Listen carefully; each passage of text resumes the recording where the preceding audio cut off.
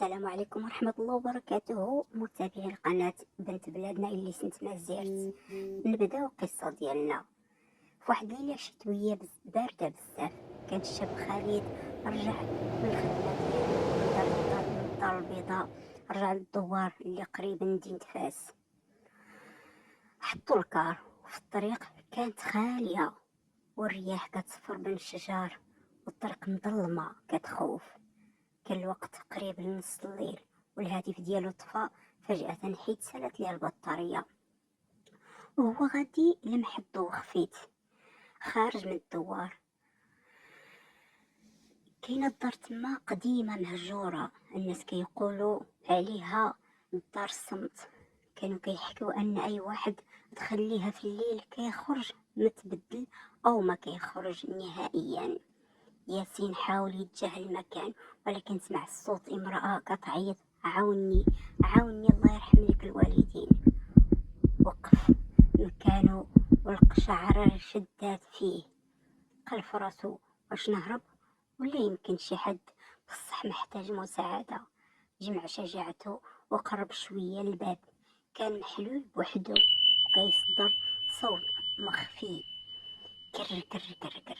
دخل بحذر والظلم عامر المكان.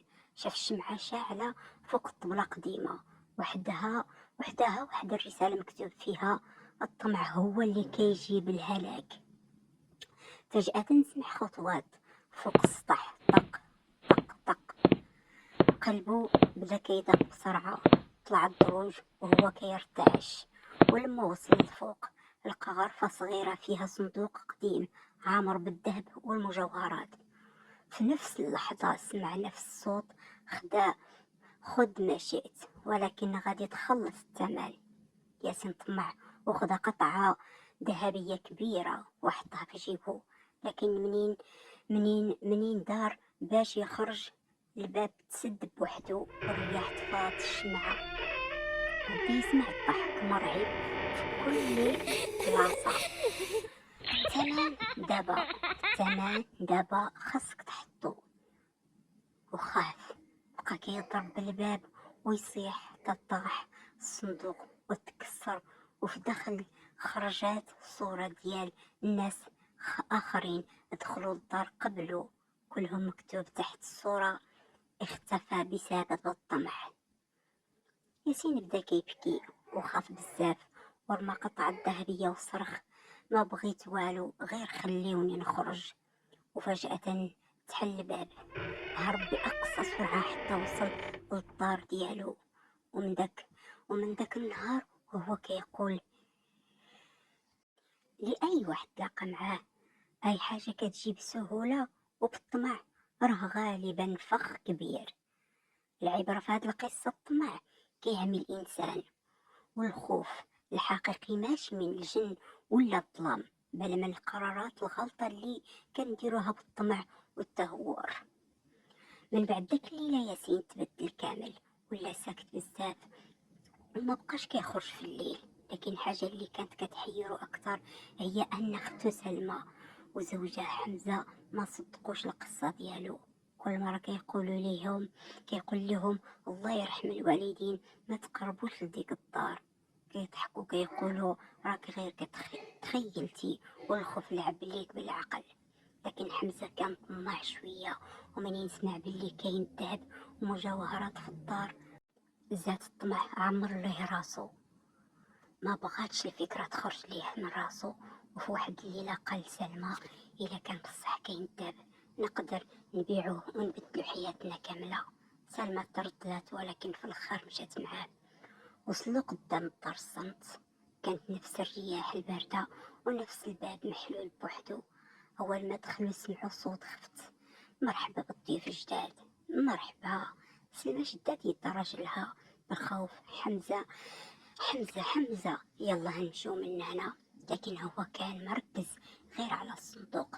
طلعوا لفوق وفعلا لقوا قدامهم، ولما فتحوه لمع الذهب بطريقة خلات عينه يطمعوا أكثر.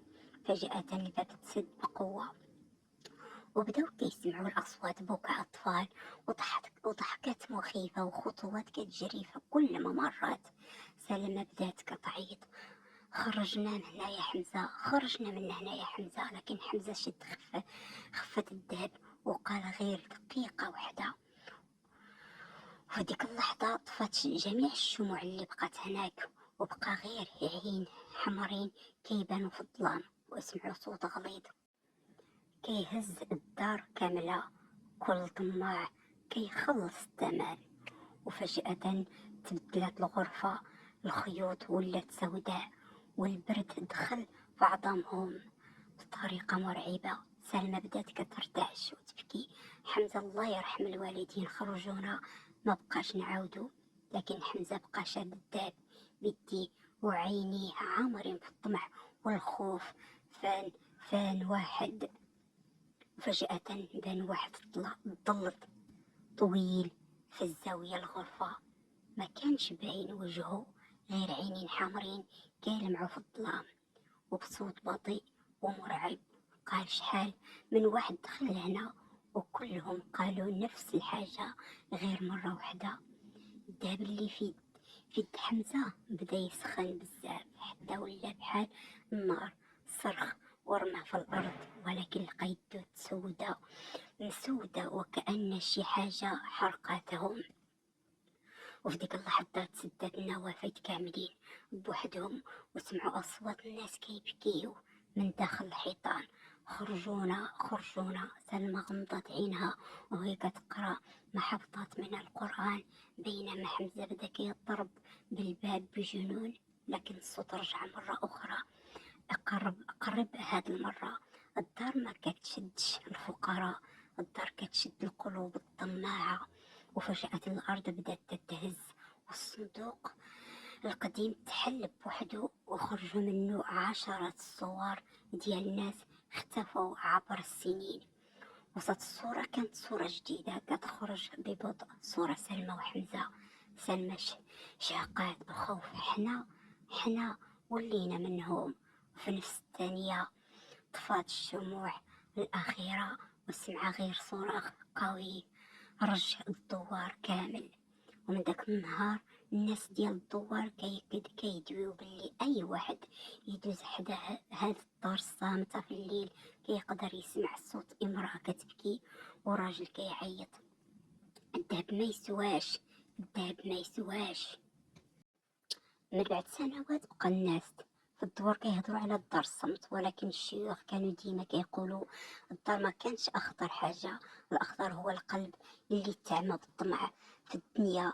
بزاف ديال الحوايج كيبانوا مغيرين: المال السريع، الكذب باش نربحو، او الطمع في حق الناس. لكن اي حاجه ما فيهاش راحه الضمير ولا رضا الله عمرها ما تعطي السعاده الحقيقيه. وكاين واحد الحكمة كان كيقولها جد ياسين: الإنسان يقدر يعيش بالقليل ولكن يعيش مرتاح، أما الطمع حتى إلى مالك الدنيا وما فيها قلبه عمر ما يشبع. والعبرة الأكبر: اسمع النصيحة قبل ما تندم، ما تطمعش في شي حاجة ماشي ديالك، وخلي قلبك عمر بالإيمان والنية زوينة، حيت في الأخير ما غاديش ينفعنا لا ذهب ولا مال. اللي غادي ينفع هو الصلاة والصدقة وبر الوالدين والقلب النقي. والله سبحانه كيعوض الإنسان على الصبر والحلال بأحسن ما يتخيل. الإنسان خاصو يعرف باللي الخوف الحقيقي ماشي من المكان المهجور ولا الظلام. الخوف الحقيقي هو إلى بعد القلب على الله سبحانه وتعالى. حيث أي واحد كيحافظ على الصلاة، الدعاء وذكر الله، كيكون قلبه مطمئن حتى وسط أصعب الظروف. وكذلك ما خصناش نستهزئوا بالنصيحة ديال الناس اللي كيبغيو لنا الخير. مرة كلمة صغيرة كتقدر تنقذ الإنسان من ندم كبير. ودائما تذكر دير الخير حتى إلا ما رجعش ليك من الناس، راه عند الله ما كيضيعش. الإنسان الذكي ماشي هو اللي كيجمع فلوس بزاف، الذكي هو اللي يجمع الحسنات تبقى معاه حتى من بعد الموت. صلوا على محمد عليه أفضل الصلاة والسلام. اللهم صل وسلم وبارك على أشرف الخلق سيدنا وحبيبنا محمد. سبحانك اللهم ربنا وبحمدك، نشهد أن لا إله إلا أنت، نستغفرك ونتوب إليك. لا إله إلا الله.